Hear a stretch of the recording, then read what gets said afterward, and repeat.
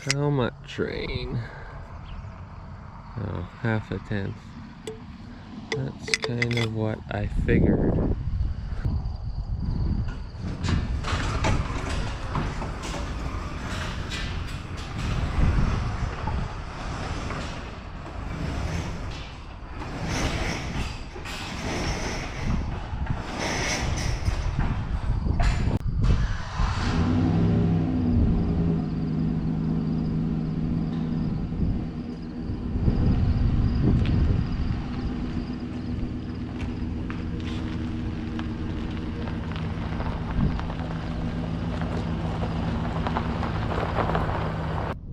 Good morning, everybody. It's Kyle. Today is Wednesday, August 17th, 2022. It is 6 a.m.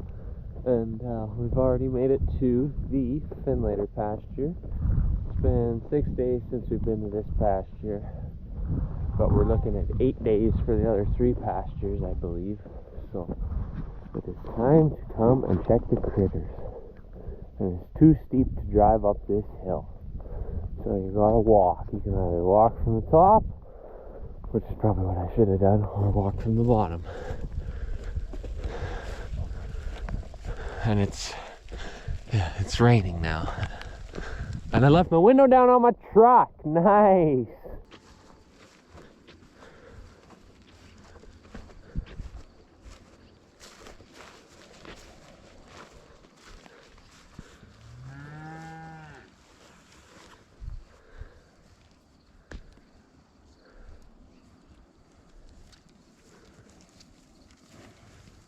Well, I see good health on this place, so let's head back to the bottom and get the quad and drive it to the top and move to the next place. But this is probably the last cow tour video you're gonna see from me. Of checking summer pastures, because summer is winding down. And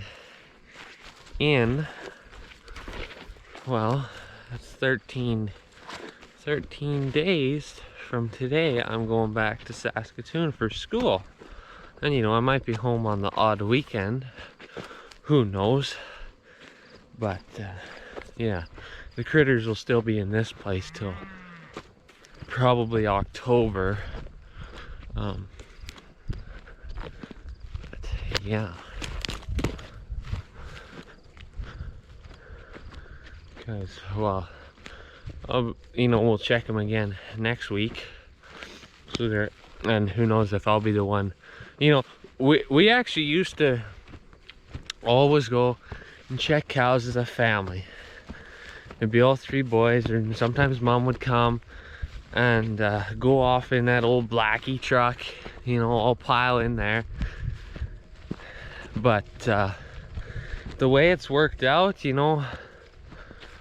brother and I both working basically full-time as well off the farm, and with running around trying to get hay made, checking the cattle has kind of turned from a family event into like something that's like, oh crap, we got to go do this to make sure the bull's not ran away, so there's been a few times where it's been all 3 boys, but I can only count those on one hand for this year. Sometimes I'll go before work or whatever, or after, or lunch hour, and yeah. So I'll be around for one more herd check, and then the next one I won't be here, I guess.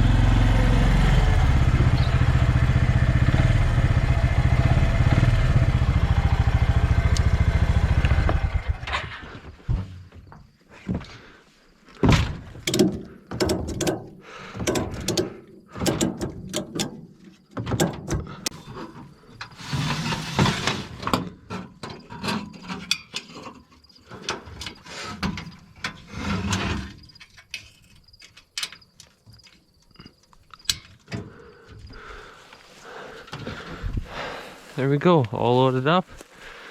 And now we're going to the north pasture in Sheldon's. These guys run to the truck and not run away from people like the last one. We're at our pasture at the North Farm now.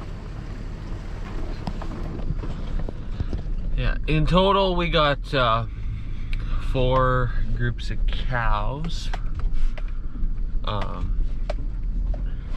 And what's there, 3 groups of 25 fish, and then, well, there was 18 in another one, I think. I'm not there, you know, there could be 27 in this one or something. I really not exactly sure, because of course the buck is in the white truck, and that's not the truck I have right now. Goodness me. Yeah, I left the quad on because this pasture's all tame grass, so it's not like you're gonna hit a homesteader rock and crank a running board off, but there's still some pebbles out here, but not damaging ones to a truck. Damaging ones to a hay bind, I will tell you that much. But yeah, and then since there's that other pasture, Sheldon's, we're getting next year, we're of course going to be adding some cows. So we're trying to figure out if we can mess with the program and kind of do rotational grazing, and then just run 4 groups still, because then we wouldn't have to purchase another bull. And then I'm pretty sure you'd be getting more out of your pastures if you're rotating the cows through them, as opposed to just leaving them in the same one for the entire duration of the grazing season.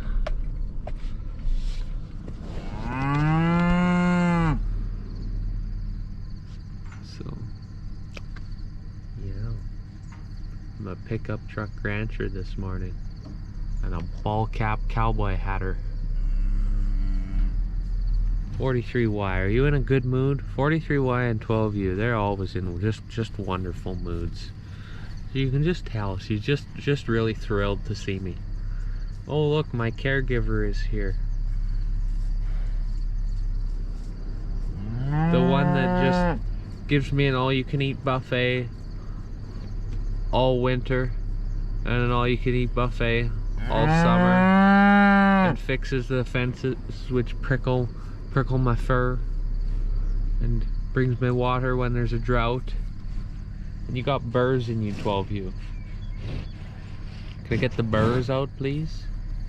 Okay, leave the burrs in, they'll fall out someday. You gonna eat that weed there?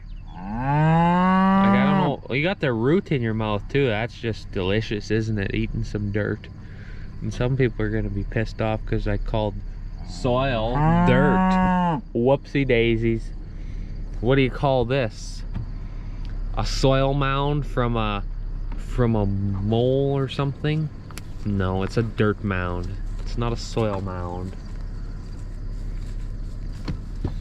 Okay, well, we'll go look for a bull on this place, but you guys have seen these critters a couple times over, so see you in the next one. Well, I skipped filming the east pasture because you've seen those cows last week. Here's the west pasture. Got Hereford and Red Angus in this one. Hi, Ridge Cow, by the way. How are you doing, Ridge Cow? Look at the Ridge calf. Its eyes look funny. It's pink. It's got pink around its eyes. I'm actually surprised I made it to all 4 pastures this morning. I only thought I was going to get to like 2. There comes Mr. Bull in the back. So, that calf right there, 65K. She's a Hereford heifer out of a good cow, 11Y. So that's obviously Dad's. But I got, I don't know, 2 or 3 bull calves. I might have a heifer. But anyways, I don't want to keep an Angus heifer. I want to keep a Hereford one. So I'm going to trade Dad one of my bull calves, and then he can collect the check from the bull calf, and then I'll take his heifer calf. So yeah, in the end he'll get a couple more bucks than if he were to sell a heifer calf. But either way, I'm pretty sure that heifer would have got kept back. It's just a difference of whether it's under my name or Dad's. So yeah, because I want that one for my herd. And have you always been missing your tag? Two bulls, you're both missing your tags. What the heck? You guys just get into trouble, lose your tags. Like, come on, bro. Are you gonna be like chill enough to pet you? No, you're not that cool. You're not that cool, but you're nice and hairy, you know? I like the bulls with hair on their face.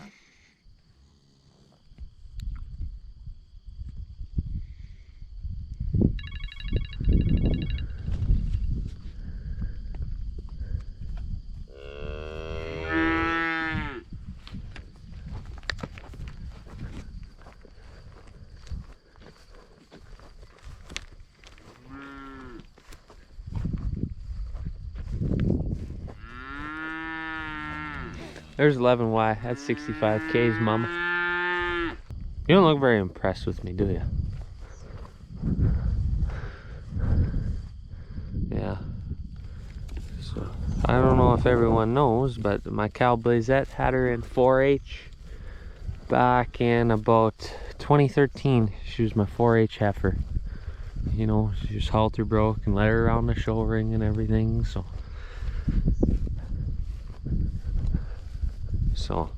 that was my first cow, and her mom was 11S or 7S. That's a really good question. It was either 11S or 7S, and both of those cows were the exact same as this one. They were black with a blazed face. Bit of Simmental blood in them, I think, considering the extra little bit of size to her. So, first cows always hold a special place in your heart. So I guess I'll hop on the quad and load her back in the truck, and might even have time to unload it before work. Well, it's 5 o'clock somewhere. We're out at second crop alfalfa. Still on the south field. I would have finished last night, except I got rained out. And we kind of been getting showers all day, so. Yeah, and it was windy when I finished. Windy, and it buggered up my windows. Blew leaves all over the place. So, yep. This stuff is like, see, what happens is there's like, you can have your hay can be cured and your hay can be dry, and they're not the same thing, if it makes any sense. So it's kind of mess. Like if it gets rained on and it has to sit for a few too many days, then you just get leaf loss like terrible. It's terrible. Yes, but there's nothing you can do. It is second crop, so any bale here we get is a bonus bale. It just doesn't have all the quality that it could have had, but what are you gonna do? It'll happen. So, like I say, if you piss around and wait for every rain shower, you won't get 10 acres of hay made all summer. So, whoa! My brother Layton called me when I was whoa, a little hot on the throttle there. He called me when I was tying, and so then we were talking about the moisture test. So I went out moisture tested when I was on the line with him, and we got 14, 15, 16, 17 out of that bale. So we'll call it about 15, 16% moisture. So that's perfect, because they always say about 12 to 20 is where you need to be. 14.5 is the absolute ideal. So he actually got rained out at Chamberlain, where he was working today. So he's gonna bring the other tractor and hook it up to the other baler. And another baler's already up here from the other day. So we're gonna run 2 balers, and as long as we don't get rained out, we will finish the north farm tonight.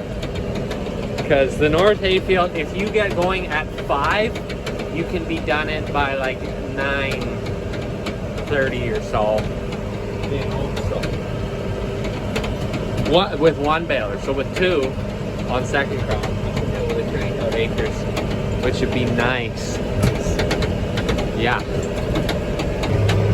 68 bales, so we should have about 74 maybe by the time we're done this place. Over half bale an acre, which is good. Closer to 3/4. No, not close to 3/4. It'll be just short of 2/3 bales an acre, which is all right for second crop. So yeah.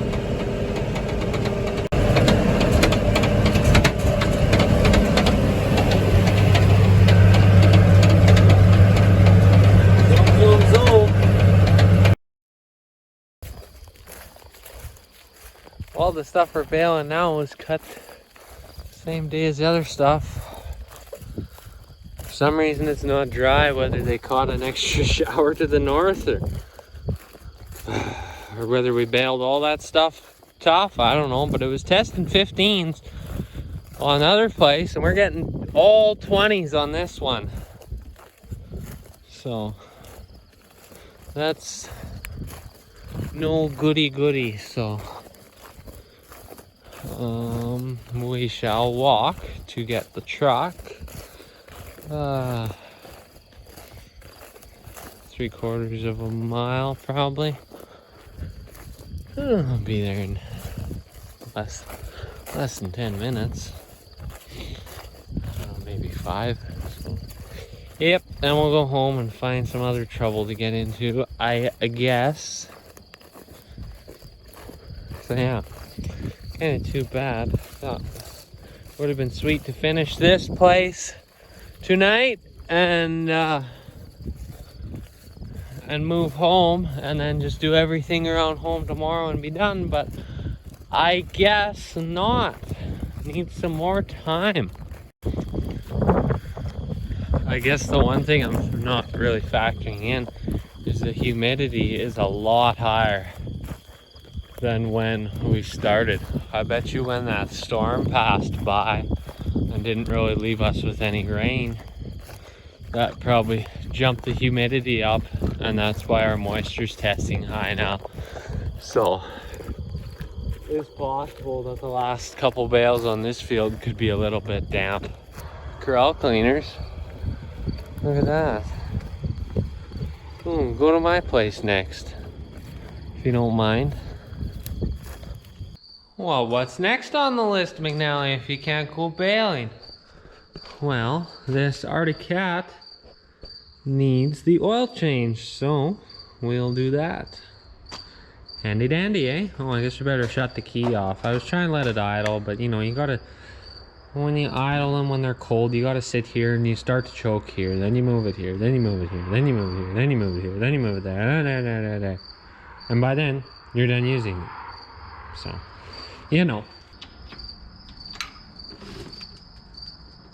Gone.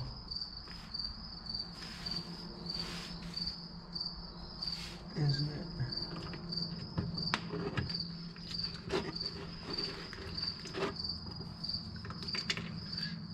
Oh, no, it's in there. Did that all for nothing. Last time we put the wrong oil in these, or in this quad at least. For some reason we thought it was 1030, so we bought 1030 synthetic, because you know the other quads had 0W40 synthetic, because that's what the book needed. But then I opened the book for this and it just wants standard 530, so I guess that simplifies it. Since it's the same oil as you put in your half ton. Well, it's 10 p.m. now, and we just tinkered around in the shop a little bit this evening after I finished that oil change.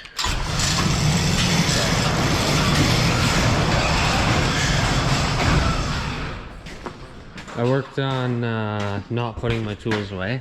Did that, okay, and took the sections off these old knives, like all the good ones we obviously stole, but the old ones I took off, because I'm going to bash all these bolts out and cut them into about 6-inch pieces, and they work really good for patch and bale feeders together.